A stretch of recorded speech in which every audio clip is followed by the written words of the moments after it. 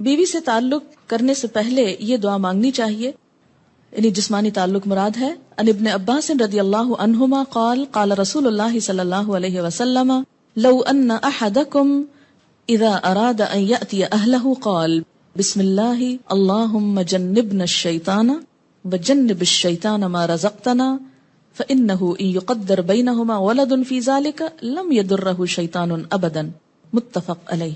حضرت عبداللہ بن عباس رضی اللہ عنہما سے روایت ہے کہ رسول اللہ صلی اللہ علیہ وسلم نے فرمایا، جب کوئی آدمی اپنی بیوی سے جسمانی تعلق، فزیکل ریلیشن، سیکشل انٹرکورس کا ارادہ کرے تو اسے یہ دعا مانگنی چاہیے، ہم اللہ کے نام سے مدد چاہتے ہیں، یا اللہ ہمیں شیطان سے محفوظ رکھ، کیونکہ شیطان ایسے مواقع پر انسان پہ زیادہ حملہ آور ہوتا ہے، اور ہماری اس اولاد کو بھی شیطان سے محفوظ رکھ جو تو ہمیں عطا فرمائے۔ یہ دعا پڑھنے کے بعد والدین کو اللہ تعالیٰ جو اولاد دے گا وہ شیطان کے شر سے ہمیشہ محفوظ رہے گی۔ اسے بخاری اور مسلم نے روایت کیا ہے۔ ہم نے آج تک ایسے مسائل کا ذکر اپنے گھروں اسکولوں میں کبھی نہیں سنا، اس لیے آج یہ پڑھتے ہوئے بہت مشکل پیش آ رہی ہے۔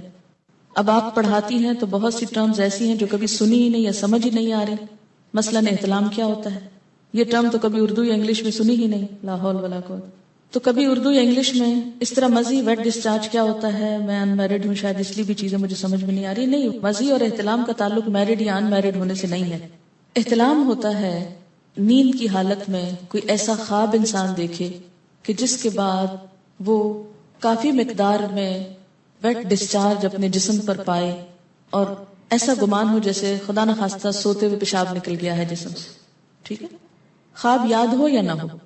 جیسے لیکوریا کا ڈسچارج تو خواتین کو عام طور پر معلوم ہی ہے کہ کس طرح ہوتا ہے، جیسے لیکوریا کا ڈسچارج ہوتا ہے ایسے ہی اس سے ذرا زیادہ مقدار میں ڈسچارج جو ہے وہ محسوس ہو سوتے وقت، وہ احتلام ہوتا ہے۔ یعنی احتلام کا تعلق سونے سے ہوتا ہے، نیند سے۔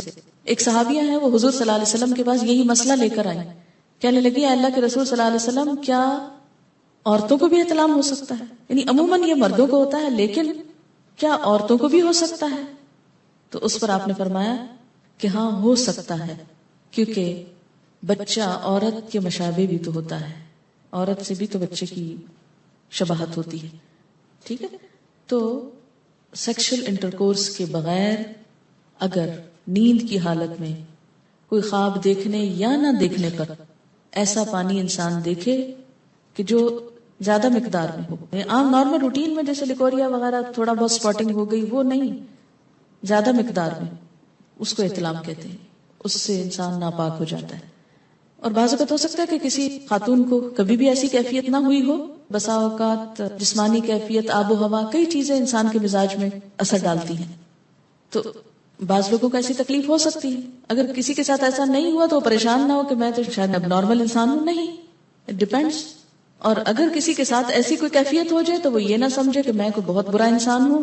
ایکچولی ہوتا یہ کہ ہمارا بیہیویئر کیا ہے اور ہم ان چیزوں کو کس انداز سے پیش کر رہے ہیں۔ اگر آپ اس کو فطری چیز سمجھے تو آپ کو کچھ بھی اس میں نہیں فیل ہوگا۔ پھر مثلاً ایک میڈیکل کا اسٹوڈنٹ جو ہے وہ جب ڈسیکشن شروع کرتا ہے، ٹھیک ہے، اس میں شروع میں بہت گھبراہٹ اور بہت پریشانی ہوتی، لیکن ایک ایک پارٹ، اور آپ دیکھیں کہ جو ہماری بچیاں کو ایجوکیشن میں پڑھتی ہیں وہاں تو عورت مرد سب مل کر ایک کام کر رہے ہوتے ہیں، اور وہاں تو کبھی کسی نے کہا کہ یہ بہت غلط کام کر رہے ہو آپ۔ اور میں سمجھتی ہوں کہ ایسی چیزیں مردوں اور عورتوں کو مل کے نہیں کرنی چاہیے، لیکن اگر دین کے لیے یہی بات کرنی پڑ جائے تو ہم کہتے ہیں ہائے ہمارے دین میں ایسی بے حیائی کی باتیں۔ یعنی میڈیکل کی بکس میں سب لکھا ہوا ہے اور سب جائز ہے اور وہ بھی انسان پڑھتے ہیں، لیکن دین کی کسی کتاب میں ایسی کوئی بات لکھی ہوئی ہے تو یہ بالکل درست نہیں، اور یہ کیسا دین ہے؟ یہ ہمارا ایک بہت نیگیٹو ایٹیچیوڈ ہے معاشرے کے اندر دین کے معاملات میں، جو کہ درست نہیں، اور اس کی وجہ سے کئی بیماریاں پھر پیدا ہوتی ہیں، عبادت میں خلل ہوتا ہے۔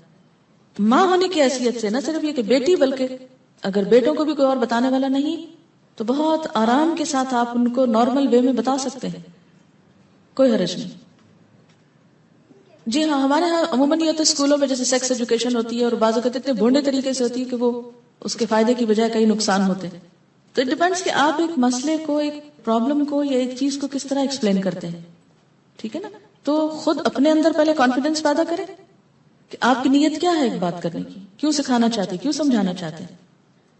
یہ نہیں کہ آپ خود ساتھ ہنسنا شروع کر دیں اور شرمانا شروع کر دیں اور سب کو ہنسانا شروع کر دیں۔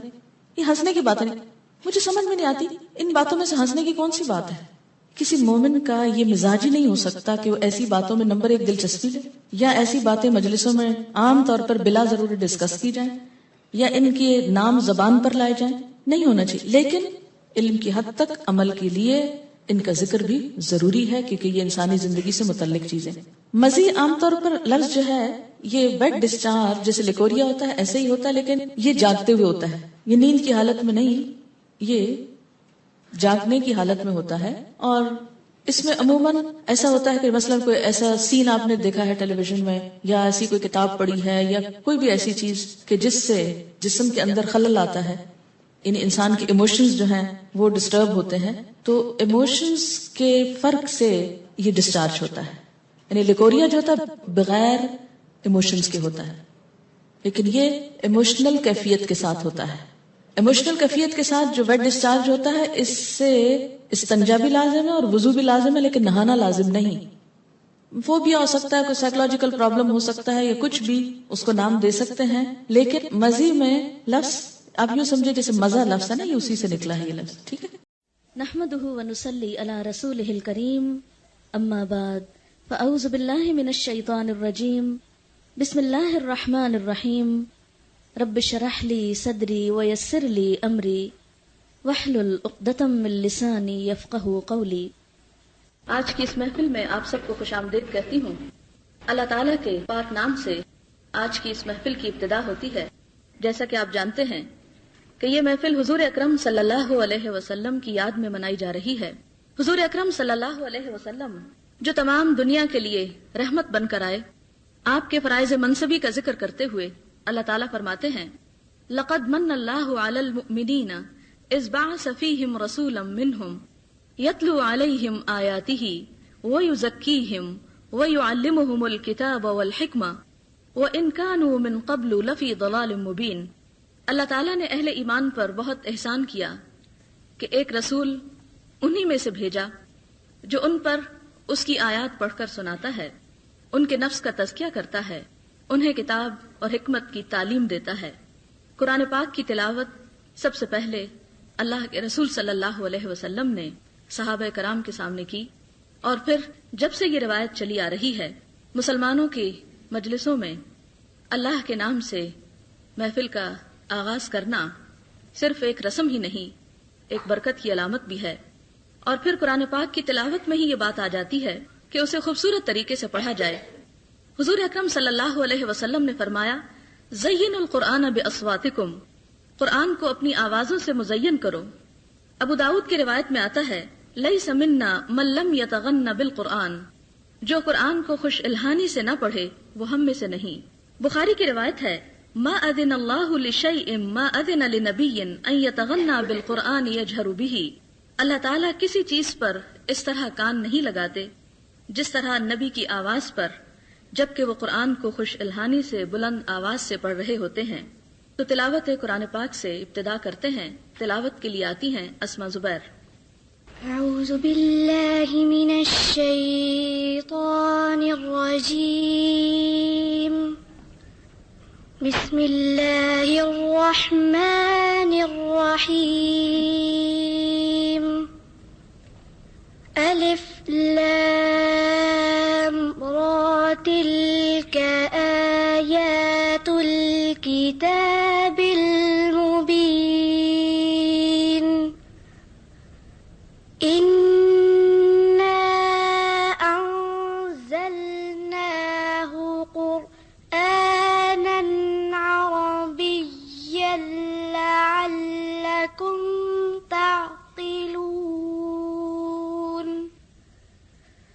نحن نقص عليك أحسن القصص بما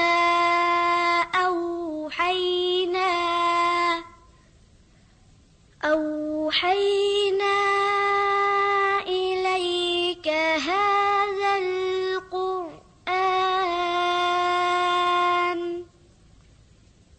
وإن كنت من قبله لمن الغافلين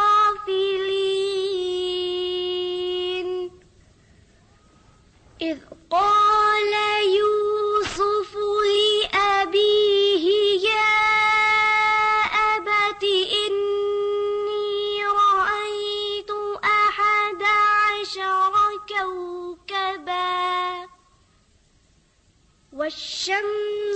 والقمر رأيتهم لي ساجدين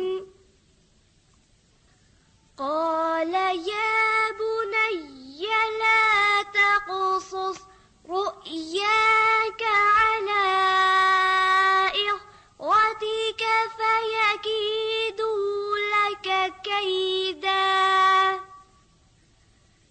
إن الشيطان للإنسان عدو مبين وكذلك يجتبيك ربك ويعلمك من تأويل الأحاديث ويتم نعمته عليك وعلى آل يعقوب كما أتمها على أبويك من قبل إبراهيم وإسحاق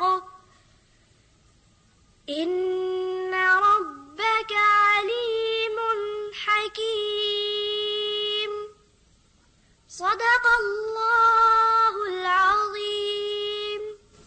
In the name of Allah, the Beneficent, the Merciful. Alif Lam Ra. These are the verses of the book that makes things manifest.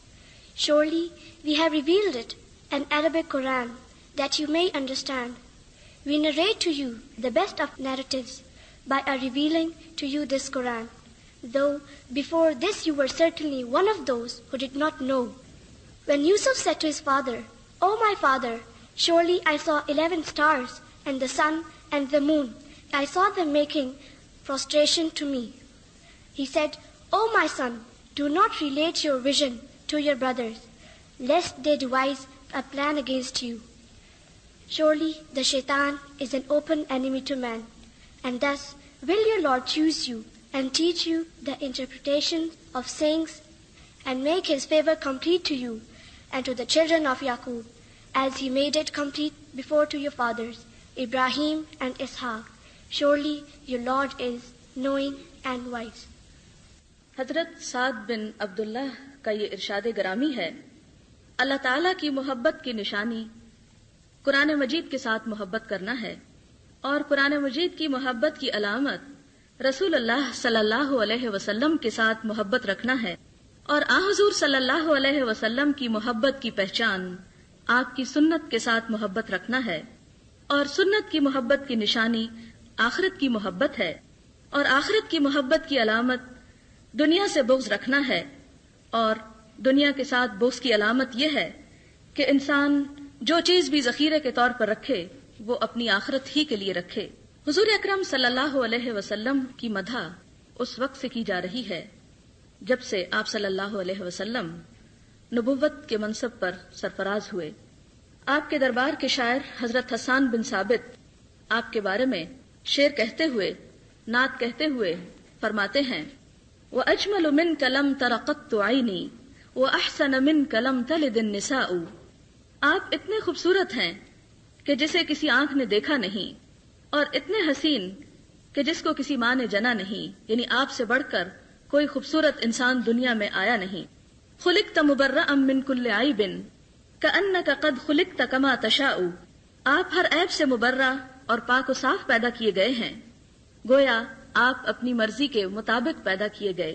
آپ ہی کے بارے میں ایک شاعر نے کہا، بلغ العلا بکمالہ کشف الدجا بجمالہ حسنت جمیع خصالہ صلوا علیہ وآلہ، کہ آپ صلی اللہ علیہ وسلم اپنے کمال کی وجہ سے بلندیوں کو جا پہنچے، دنیا میں آپ کے جمال کی وجہ سے تمام اندھیرے چھٹ گئے، اور آپ کے خوبصورت عادات کی وجہ سے دنیا میں حسن بکھر گیا۔ تو اے لوگو، تم سب اللہ کے رسول صلی اللہ علیہ وسلم پر درود بھیجو۔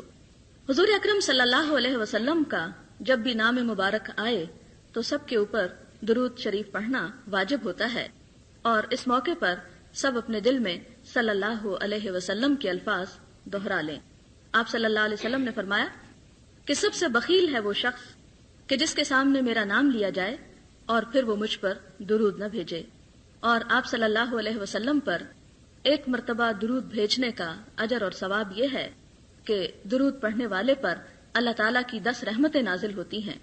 آپ کی شان میں اشعار آپ سے محبت کا اظہار ہیں، اور آپ کی محبت ایمان کی علامت ہے۔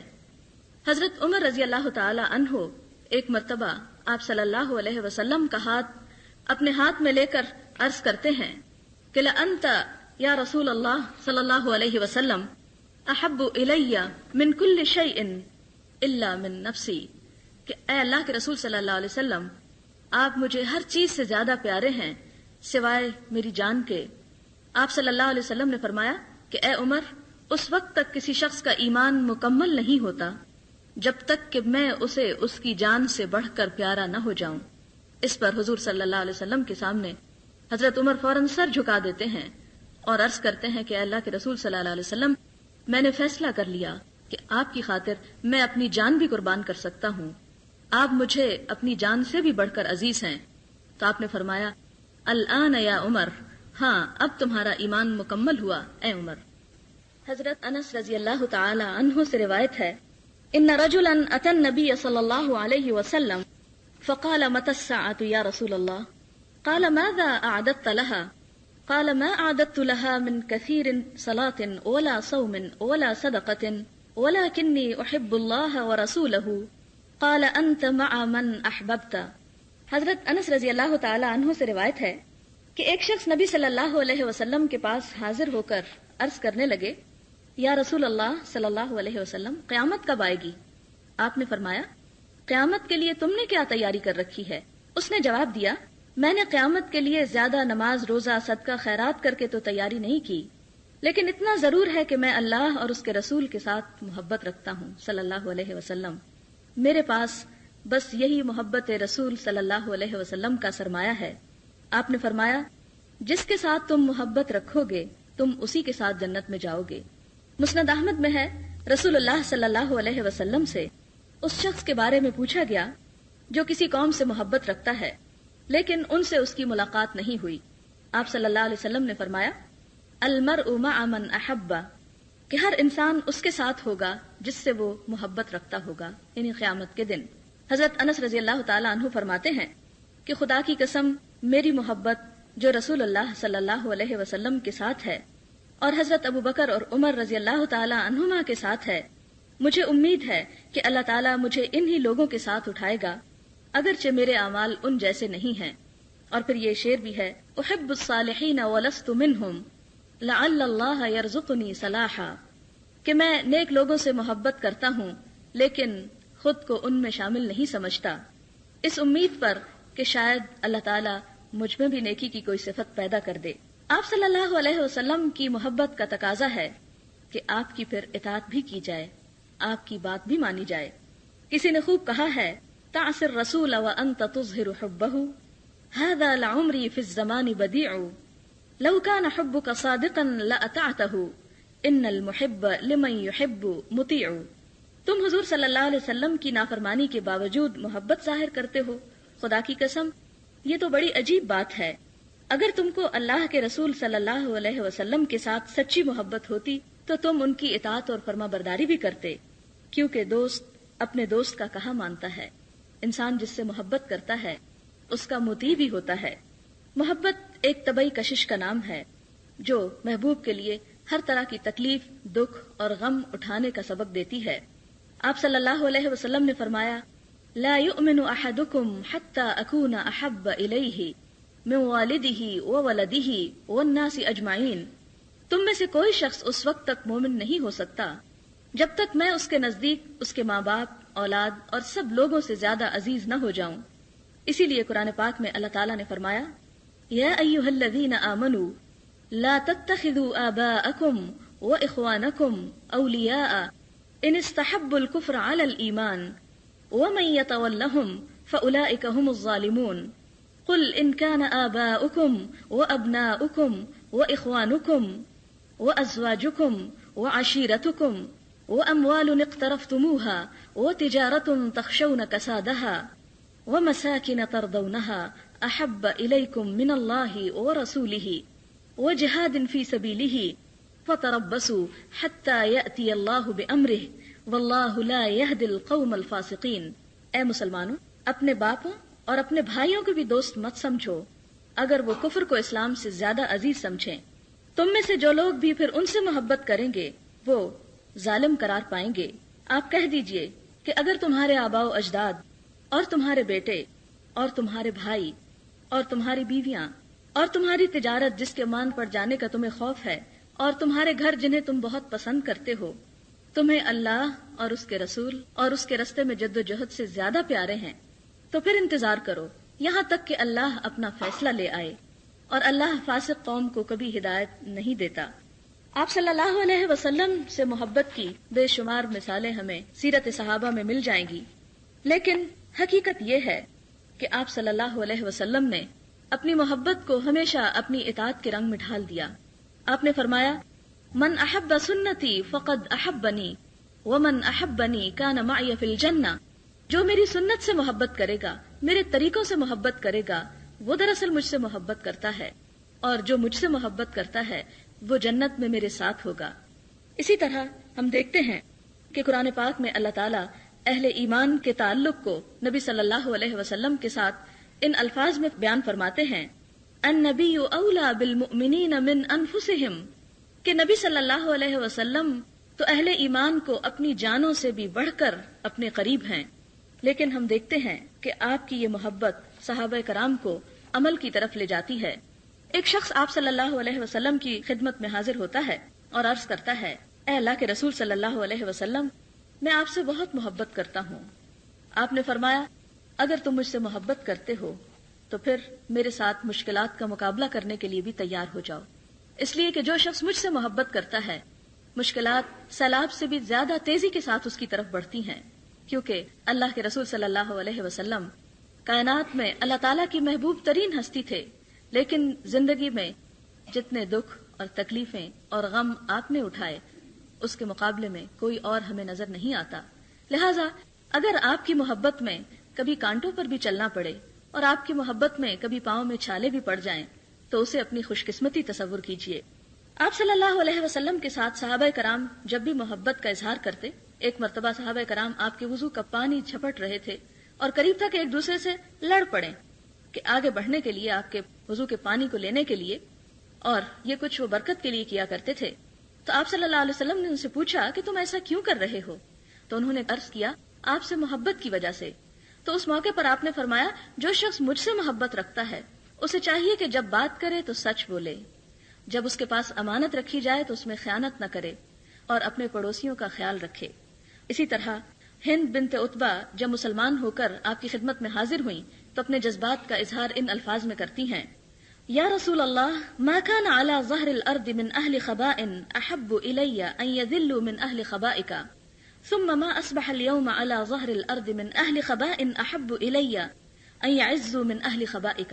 بخاری کی اس روایت کا مطلب یہ ہے کہ یا رسول اللہ صلی اللہ علیہ وسلم، ساری دنیا میں کسی گھر والوں کا ذلیل و خوار ہونا مجھے اتنا محبوب نہ تھا جتنا آپ کے گھر والوں کا ذلیل ہونا مجھے پسند تھا۔ یعنی دنیا میں تمام لوگوں سے زیادہ میں آپ کے گھر والوں سے نفرت کرتی تھی، لیکن اب ایمان لانے کے بعد معاملہ بالکل برعکس ہو گیا ہے کہ ساری دنیا میں کسی گھرانے والوں سے مجھے اتنی محبت نہیں جتنی آپ سے اور آپ کے گھرانے والوں سے مجھے محبت ہو گئی ہے، اور یہ ایمان کا لازمی تقاضا ہے۔ ایمان کی نشانی ہی یہ ہے کہ دل میں حضور اکرم صلی اللہ علیہ وسلم کی محبت ٹھاٹھے مارنے لگے۔ قاضی ایاز نے اپنی کتاب الشفا میں لکھا ہے کہ حضرت عمر رضی اللہ تعالی عنہ ایک مرتبہ حسب معمول اپنی رعایا کی دیکھ بھال کے لیے رات کے وقت گشت کر رہے تھے کہ ایک گھر کے پاس سے گزرے تو کچھ آواز سنی، دیکھا کہ ایک بڑھیا چرخہ کاٹ رہی ہے اور ساتھ ساتھ کچھ شعر پڑھ رہی ہے، اور وہ شعر آپ صلی اللہ علیہ وسلم کی مدح میں تھے۔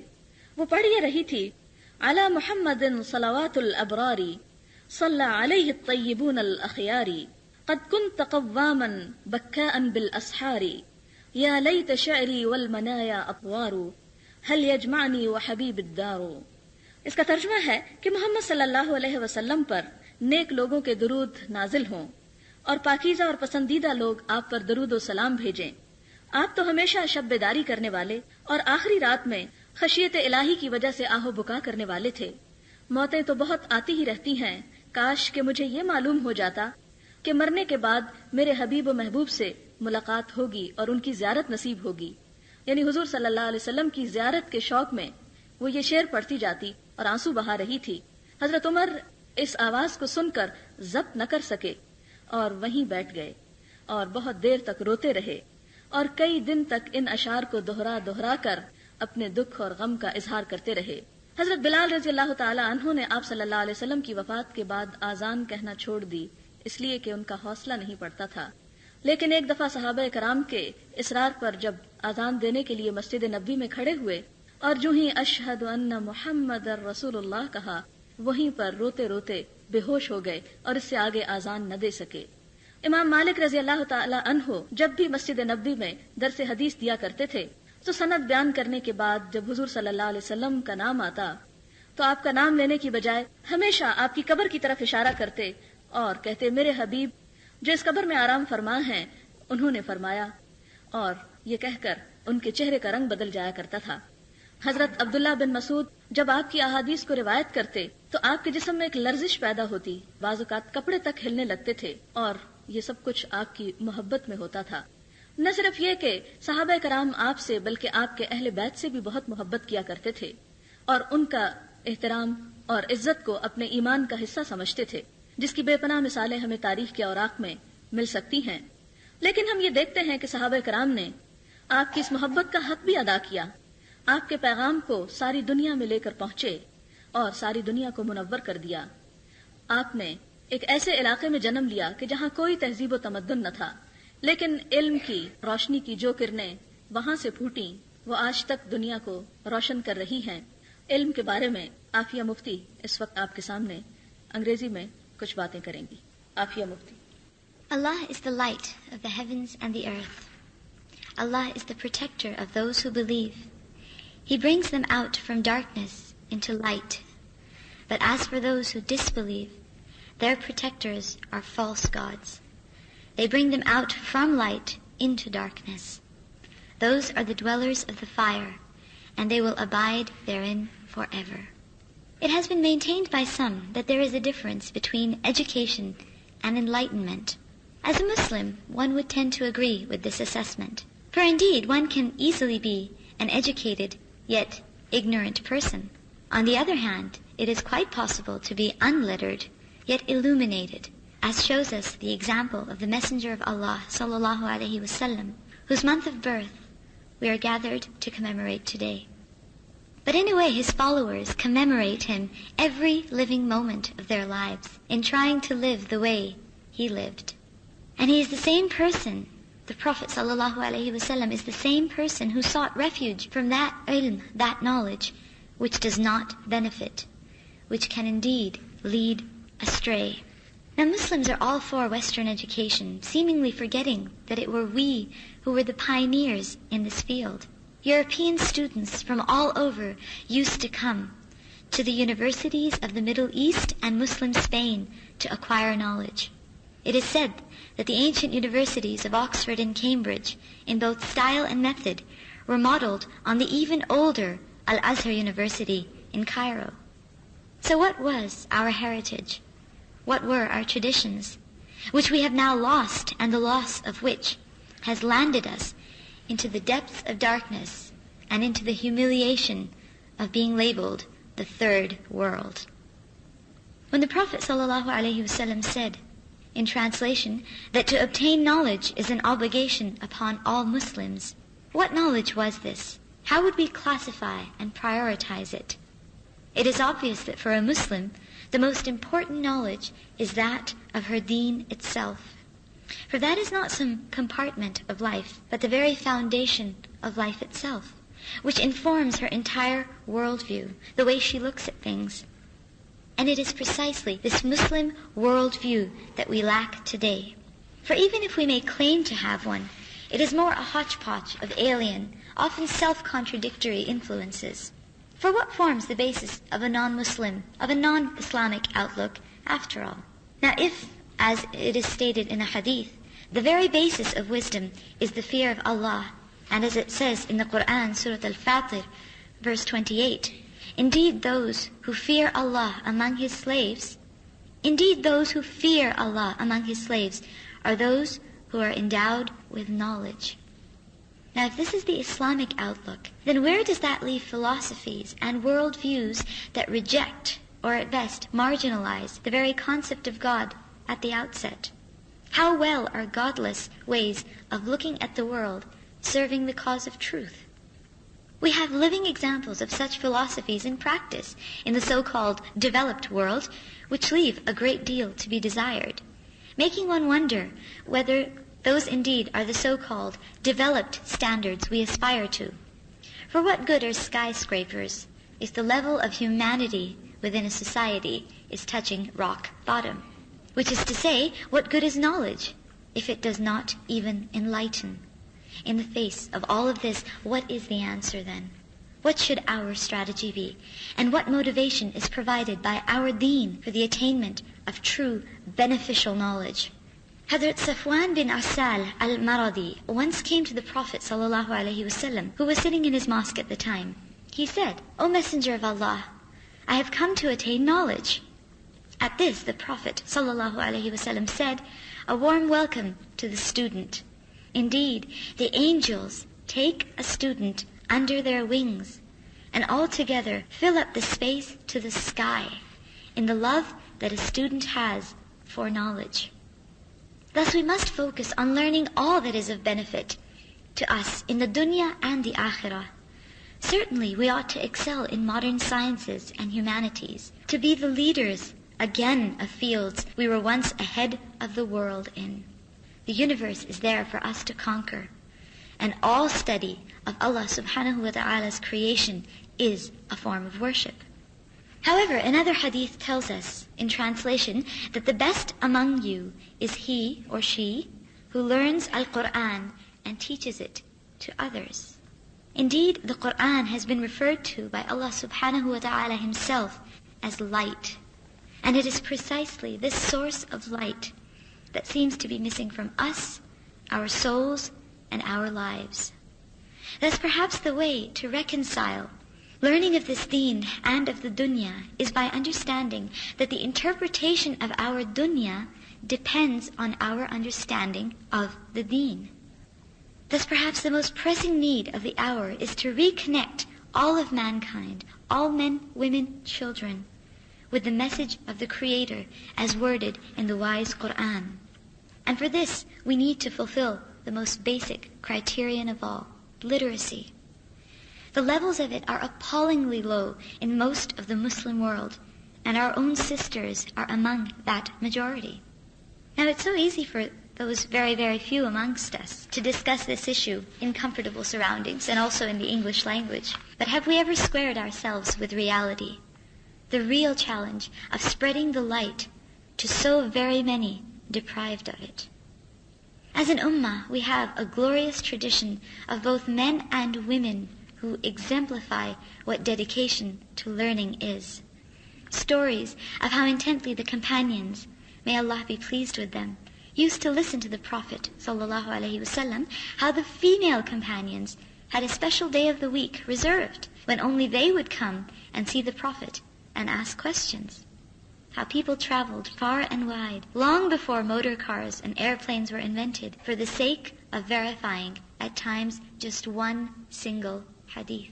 But sadly, it is precisely this zeal for knowing more about Islam that is missing. One of the signs of the Day of Judgment is that knowledge will be taken away from people, who will mislead each other precisely because of this lack of knowledge. The Ummah today speaks of high ideals. Alhamdulillah, that is very good. But everything from jihad to social service, even everyday Muslim manners, need the requisite knowledge behind them to be practiced. Which takes us to the crux of the whole issue. Why learn at all? To act upon it. The Holy Qur'an is replete with the twin reminders of those who believe and do good deeds. That is the knowledge which is beneficial.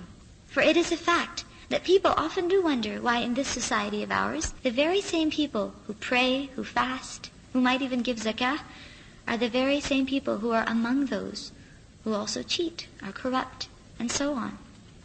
The answer is self-evident.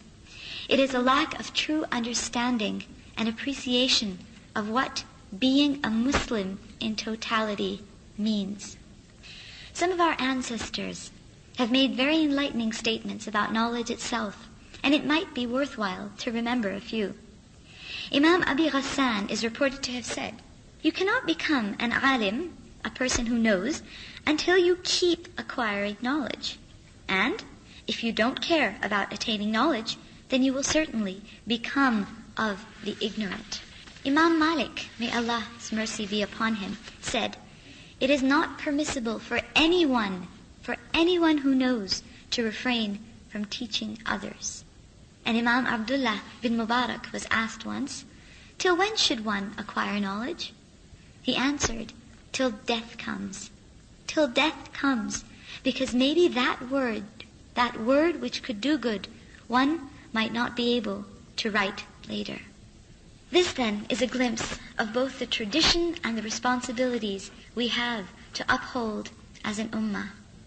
Remembering that the first step to all good is knowing what is good and acting upon it altogether. And it is by being enlightened by the Qur'an, the life of the Prophet sallallahu alaihi wasallam, and by centuries of recognized and tawatur Islamic scholarship that we can lay the foundations of the era of the Muslim glory we aspire to, which has indeed been foretold to us and promised to us before the last day. علم کی تلاش میں نکلنا جنت کی راہوں کا سفر ہے. آپ صلی اللہ علیہ وسلم نے فرمایا، من سلک طریقا یلتمس فیہ علما سہل اللہ لہ طریقا الی الجنہ. جو شخص کسی ایسے راستے پر چلا کہ وہ اس سے علم حاصل کر سکے تو گویا اللہ تعالیٰ نے اس کے لیے جنت کا راستہ آسان کر دیا. علم کا حصول اللہ کی قربت کو پانے کا ذریعہ ہے. تاریخ اسلام گواہ ہے کہ ہر دور میں مسلمان شوق کی ان راہوں پر ہزاروں میلوں پر پھیلے ہوئے صحراؤں اور سمندروں کی طویل مسافتیں سمیٹتے ہوئے علم کے موتیوں کو چننے میں مشغول رہے. اس راستے میں بھوک پیاس، فقر و فاقہ، موسم کی شدت، وسائل، سواریوں کی کمی، کوئی چیز بھی آڑے نہ آئی. علماء سے ملاقات اور ان کے علمی اور روحانی سرچشموں سے براہ راست سیرابی کی خاطر کی جانے والی یہ سیاحت ہمارے لیے باعث حیرت بھی ہے اور باعث فخر بھی، اور یقینی طور پر ہمارے لیے ہمت افزائی کا سامان بھی.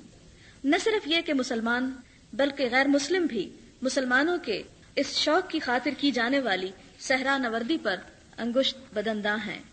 طلب علم، فہم دین اور پھر اسے دوسروں تک پہنچانے کی خاطر سفر کرنے کی ضرورت کا احساس خود اللہ تعالیٰ نے اپنی کتاب میں دلایا. سورۃ التوبہ میں ارشاد باری تعالیٰ ہے، فَلَوْلَا نَفَرَ مِن كُلِّ فِرْقَةٍ مِّنْهُمْ طَائِفَةٌ لِيَتَفَقَّهُوا فِي الدِّينِ وَلِيَنذِرُوا قَوْمَهُمْ إِذَا رَجَعُوا إِلَيْهِمْ لَعَلَّهُمْ يَحْذَرُونَ. ایسا کیوں نہ ہوا کہ ان کی آبادی کے ہر حصے میں سے کچھ لوگ نکل کر آتے، دین کی سمجھ پیدا کرتے اور واپس جا کر اپنے علاقے کے باشندوں کو خبردار کرتے تاکہ وہ بھی بچتے. اس آیت سے ہمیں یہ پتہ چلتا ہے کہ ہر شخص کے اوپر علم حاصل کرنا لازم ہے، اور نہ صرف یہ کہ اپنے لیے وہ علم حاصل کرے بلکہ اسے دوسروں تک پہنچانے کا بھی انتظام کرے. اور ہر بستی میں ایسی سرگرمی کا ہونا اسلامی فرائض میں سے ایک فریضہ ہے. یہی وجہ ہے کہ ہم دیکھتے ہیں کہ صحابہ کرام اور اس کے بعد کے لوگ صرف ایک حدیث کی خاطر میلوں کا سفر کرتے تھے. ایک حدیث سننے کی خاطر ایک شخص بغیر کسی دنیا کی غرض کے مدینہ سے دمشق تک ابو الدرداء کے پاس حاضر ہوتے ہیں اور صرف ایک حدیث سن کر واپس آ جاتے ہیں. اور حدیث یہ ہے، آپ صلی اللہ علیہ وسلم نے فرمایا، جو علم حاصل کرنے کے لیے کسی رستے پر چلا اللہ تعالیٰ اس کے لیے جنت کا راستہ آسان کر دیں گے. فرشتے طلب علم کے لیے نکلنے والے کی خاطر اپنے پر بچھاتے ہیں. ایک عالم کو عابد پر اتنی فضیلت ہے جتنی 14ویں رات کے چاند کو باقی ستاروں پر. جابر بن عبداللہ ایک ماہ کا سفر کر کے شام میں عبداللہ بن انیس سے صرف ایک حدیث سن کر واپس آ جاتے ہیں. حضرت ابو ایوب انصاری ایک ماہ کی مسافت کے بعد مصر جاتے ہیں اور صرف ایک حدیث سن کر واپس آ جاتے ہیں. فضالہ بن عبید کے پاس ایک شخص حاضر ہوتے ہیں اور حدیث سن کر اجازت لیتے ہیں اور کہتے ہیں کہ میں صرف حدیث سننے کے لیے آیا ہوں، تمہاری ملاقات کے لیے نہیں۔ سعید بن مسیب صرف ایک حدیث کی خاطر کئی کئی دن اور رات سفر میں گزار دیتے ہیں۔ مکحول صرف ایک مسئلے کی تحقیق میں اپنی روداد یوں سناتے ہیں کہ میں بنی حذیل کی ایک خاتون کا مصر میں غلام تھا، جب اس نے مجھے آزاد کیا تو جو مصر میں علم میسر تھا وہ لیا، پھر حجاز، پھر عراق، پھر شام اور علاقے جہاں تک میں پہنچ سکتا تھا پہنچا، اور یہ سب کچھ صرف ایک چیز کو جاننے کے لیے تھا، اور وہ یہ کہ آپ صلی اللہ علیہ وسلم کی نفل نماز کیسے ہوتی تھی۔ امام زہری 45 سال تک طلب علم کے سفر میں مشغول رہتے ہیں، 45 years۔ ابن طاہر المقدسی کہتے ہیں کہ مجھے ان سفروں میں کبھی سواری میسر نہ آئی۔ ابو حاتم الرازی اپنے بارے میں کہتے ہیں کہ میں تقریباً 1000 فرسخ یعنی 5000 کلومیٹر کا سفر علم کے راستے میں پیدل طے کرتا ہوں۔ یہی وجہ ہے کہ ہم دیکھتے ہیں کہ اس دور میں علماء حدیث کے اساتذہ کی تعداد غیر یقینی طور پر حیرت انگیز ہے۔ اس سلسلے میں نے کچھ فیکٹس اکٹھے کیے ہیں جو میں آپ کو سنانا چاہتی ہوں کہ ایک مجلس کے اندر علم حاصل کرنے والوں کی تعداد کتنی تھی، اور یہ آپ کے ذہن میں رہے کہ وہ کوئی ترقی یافتہ ملک نہ تھا، وہاں کوئی اسکول اور کالج نہ تھا، وہاں پڑھنے پڑھانے کے کوئی رسم و رواج نہ تھے۔ حضرت ابو ہریرہ رضی اللہ تعالی عنہ کے حلقہ درس میں 800 شاگرد ہوتے تھے۔ ابن سیرین کوفہ گئے تو صرف یہاں 4000 لوگ آپ کے پاس آ کر علم حدیث لیتے۔ مدینہ میں ابو زناد کی ہم رکابی میں 300 طلبہ ہر وقت سفر میں رہتے، یعنی 300 لوگ مسلسل ان کے ساتھ ایک قافلے کی شکل میں سیکھنے کے لیے شامل رہتے، اور وہ جہاں جہاں جاتے پھر وہاں پر سکھاتے، اور ہزاروں لوگ مزید ان کے ساتھ شامل ہو جاتے۔ مالک بن انس کے حلقے میں اتنی تعداد ہوتی کہ بیٹھنے کی جگہ نہ ہوتی، دروازے تک ازدحام ہوتا۔ اور یہ یاد رہے کہ مالک بن انس نے زندگی بھر مدینہ نہیں چھوڑا، حضور صلی اللہ علیہ وسلم کی محبت میں وہ مدینہ میں کبھی جوتا پہن کر نہیں چلے۔ کبھی آپ کو جانے کا اتفاق ہو اور وہاں کی تپتی ہوئی ریت کو اور تپش کو ذہن میں رکھیں، اور امام مالک کا یہ فعل بھی سامنے رکھیں، اور یہ شوق ان کے پاؤں میں گرمی کی تپش کو محسوس نہیں ہونے دیتا تھا۔ کبھی مدینہ کے شہر کے اندر بیت الخلاء میں نہیں گئے کہ اس مٹی میں حضور صلی اللہ علیہ وسلم دفن ہیں، ہمیشہ باہر جایا کرتے تھے۔ اسی طرح آپ کی مجلس میں ایک دفعہ حدیث سناتے ہوئے ایک بچھو آپ کو کاٹ گیا، آپ کا چہرہ زرد ہو گیا، لیکن آپ نے حدیث کی روایت اس وقت تک ختم نہ کی جب تک مجلس کے برخاست ہونے کا وقت نہ آ گیا۔ مجلس کے اختتام پر دیکھا گیا تو اس کے 80 نشان موجود تھے جسم پر۔ پھر اسی طرح ہم دیکھتے ہیں کہ حضور صلی اللہ علیہ وسلم کی مجلس میں آتے ہوئے بہترین قسم کا لباس تنزیب کرتے، عمدہ ترین خوشبو لگاتے اور مہذب طریقے سے بیٹھتے۔ جب آپ سے پوچھا جاتا کہ یہ آپ اتنا اہتمام کیوں کرتے ہیں، کسی اور مجلس میں آپ کے لباس اور آپ کے زیب و زینت کا یہ اہتمام نہیں ہوتا، تو وہ ہمیشہ کہا کرتے تھے، حدیث رسول صلی اللہ علیہ وسلم کے احترام میں میں اپنے آپ کو یوں محسوس کرتا ہوں کہ جیسے میں آپ صلی اللہ علیہ وسلم کی مجلس میں ہوں۔ اور یہی وجہ تھی کہ ان مجالس میں اگرچہ ہزاروں لوگ شامل ہوتے، لیکن اتنی یکسوئی کے ساتھ علم کی مجلس جاری رہتی، دیکھنے والے دیکھتے کہ بعض اوقات پرندے آ کر لوگوں کے سروں پہ بیٹھ جاتے اور وہ ٹس سے مس نہیں ہوتے تھے۔ اور یہ بھی یاد رکھیے کہ اس دور میں، اس گرمی میں نہ پنکھے تھے اور نہ ہی ایئر کنڈیشنرز تھے۔ تپتی دھوپ ہو یا گرمی ہو یا کیسا بھی موسم ہو، ان کے علم کے شوق میں کبھی بھی کوئی کوتاہی یا کمی نہیں آئی۔ پھر ہم دیکھتے ہیں کہ علی بن عاصم کے درس میں 30,000 طلبہ شریک ہوتے، اور میں نے یہ صحابہ کرام سے شروع کیا، پھر تابعین، تبع تابعین کے جو آگے بات بڑھتی جاتی ہے، مسلمانوں کی تعداد میں اضافہ ہوتا ہے، سیکھنے والوں کی تعداد بھی ہزاروں تک جا پہنچتی ہے۔ سلیمان بن حرب کے لیکچرز میں 40,000 طلبہ شریک ہوا کرتے تھے۔ یزید بن ہارون کے شاگردوں کی تعداد 70,000 ہے، یعنی 70,000 لوگوں نے یزید بن ہارون سے علم حاصل کیا۔ عاصم بن علی بن عاصم کے طلبہ کا شمار 1,20,000 سے زیادہ کیا جاتا ہے۔ صرف لکھنے والوں کی دواتوں کی تعداد 40,000 سے زیادہ ہوتی تھی، یعنی جب مجلس برخاست ہوتی اور دواتیں گنی جاتی تو 40,000 سے زیادہ۔ خلیفہ عباسی معتصم اس مجلس میں شریک ہوتا اور وسیع و عریض میدان میں یہ لیکچرز ہوتے۔ خود معاذ بن جبل اپنے شاگردوں کا صرف راؤنڈ لینے کے لیے پیدل نہیں جا سکتے تھے، گدھے پر سوار ہو کر چاروں طرف جایا کرتے تھے کہ مجلسیں اتنے وسیع میدان میں منعقد ہوتی کہ اس میں دور دور تک استاد کے لیے پہنچنا مشکل ہوتا، یعنی پیدل چل کر. یعنی آپ یوں سمجھے کہ جتنے علاقوں پر ہماری یونیورسٹیز اور سکولز قائم ہیں اتنے علاقوں میں ان کے ہلکا ہائی درس ہوتے. اب شاید آپ یہ سوچ رہے ہوں کہ پھر ان کی آواز وہاں کیسے پہنچتی جبکہ لاؤڈ سپیکر نہ تھا. تو اس میں آپ ان کا صبر اور حوصلہ دیکھیں کہ ہر تھوڑے وقفے کے بعد ایک شخص کھڑا ہوتا جو اپنے استاد کی بات سنتا، پھر اس کو اسی طرح آگے ریپیٹ کر دیتا، پھر اسی طرح آگے شخص ایک کھڑا ہوتا، وہ آگے سناتا، اور اسی طرح اینڈ تک کئی ایک لوگ درمیان میں کھڑے ہوتے جو ایک سینٹنس کو بار بار دہرا کر اینڈ تک میسج پہنچایا کرتے تھے. پھر آپ حیران ہوں گے کہ ایسی تکلیف برداشت کرنے کی ضرورت کیا تھی. ہاں، انہیں یہ شوق ہوتا تھا کہ ہم اصلی علم حاصل کریں، ہمارے پاس اوریجنل سورس ہو، ہم اس سے سنیں جس نے نبی صلی اللہ علیہ وسلم سے سنا ہے. یعنی سیکھ تو وہ کہیں سے بھی سکتے تھے، لیکن صحابہ کرام کی پھر زیارت کے لیے اور آپ کو دیکھ کر آپ کے منہ سے نکلے ہوئے الفاظ کو لینا ان کے لیے باعث سعادت ہوتا تھا. اور یہی سلسلے مسلسل جاری رہے. پھر ہم دیکھتے ہیں کہ شاگرد جو سیکھنے والے تھے وہ بھی صرف ایک دو استادوں سے نہیں سیکھتے تھے. ابو اسحاق السبی نے 300 اساتذہ سے حدیث حاصل کی.